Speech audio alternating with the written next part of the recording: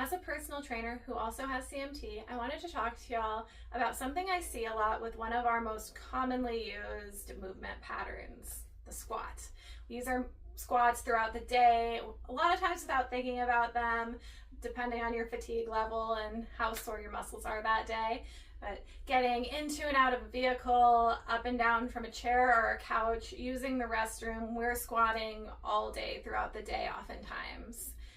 And what can happen if we have weak hip abductors, or the muscles that bring the hip away from the midline of the body, or like externally rotate our hip, or if we have some ankle instability, particularly flat feet, as our knees can tend to cave in when we come up or when we go back down.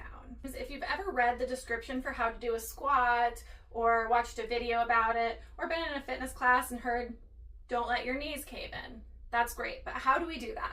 A commonly used trick is to bring a resistance band around the thighs, and then as we're standing up, we can press into that resistance band.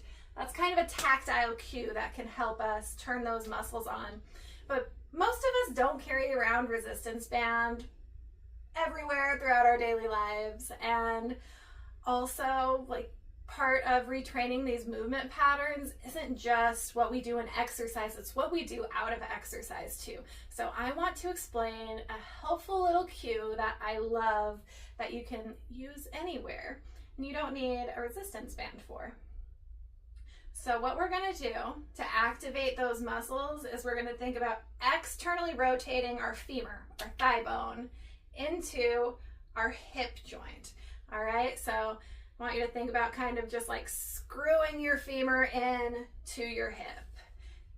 Okay, and we're going to do that on both sides. So it's an energetic kind of activation of these muscles. What that's going to do, that's going to turn on your external hip abductors. That's also going to help lift your arches.